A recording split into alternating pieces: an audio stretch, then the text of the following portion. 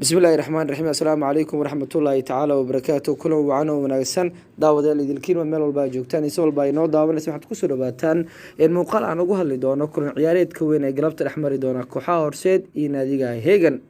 كل كان أيا كان وجه حساب إنه ريال كصومالي بريمليج أيانا قلبت كدي عدونا جرون كإنجنير يريسو استاذ من عبد الجمد عبد العزيز قبل كبنادر ciyaartan ayaa dhexmari doonta kooxaha horseed Hegan waa kulanka loo magac daray derby ama kulanka ciidanka horseed waxa ay matalaysaa ciidanka xooga dalka halka Heganna ay samud u tahay ciidanka booliska Soomaaliya sida darteedna waxa loogu magac daray kulanka ciidanka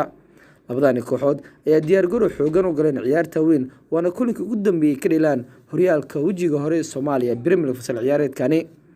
afartii kulan ugu dambeysay labadani kooxood horseed iyo Hegan isku arkaan horyaalka Soomaaliya Premier League waxa laba kamid ah badisay naadiga ciidanka booliska Soomaaliya Hegan halka labada kulan kale ay barbarac ku kala bixeen labada dhinac taas oo ka dhigan in horseed laga itaal roo yahay marka loo eego afartii kulan ugu dambeysay horyaalka isku arkaan kooxda kubadda cagta Hegan kulankii ugu dambeeyay waxa ay 2-1 ugu soo adkaatay naadiga Raja Football Club wiilasha Hegan kulan galabta waxa ka maqnaa doona xidigaha kala ah Abuni iyo Faisam oo u dhashay dalka Uganda kuwaas oo kaara jaalooyin ama digniin ugu aruurtay ay ciyaartan ku seegi doonaan Hegan sanadkan bandhig wacan ay ku jirtaa iyadoo leh 14 dhibcood horyaalka Soomaaliya Premier League kulanka ugu dambeeyay galabta ay dheelaysaa naadiga horseed kulan ciyaareedka ugu dambeeyay waxay hal iyo eber ugu soo toqolostay naadiga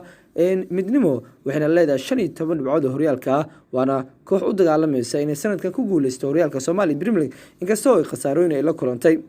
labadani kooxood ayaa ciyaari doona ama ciyaar isla xisaabtan ku dheehan maadaama hal dhibcood oo qura u dhaxayaan ama u dhaxayso labada kooxood horseed 15 dhibcood Hegan 14 dhibcood waxaana kulanka noqon doona midka kale inuu iska ilaaliyo inuu guul ka gaaro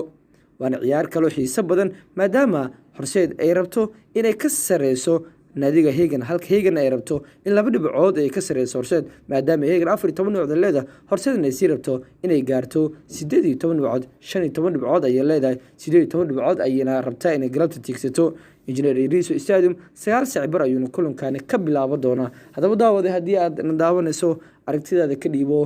qaybta hoose inoogu reeb hadii aad ku cusub tahay channelkana subscribe like marwalba waxaan ugu hadalnaa arrimaha ciyaaraha dalka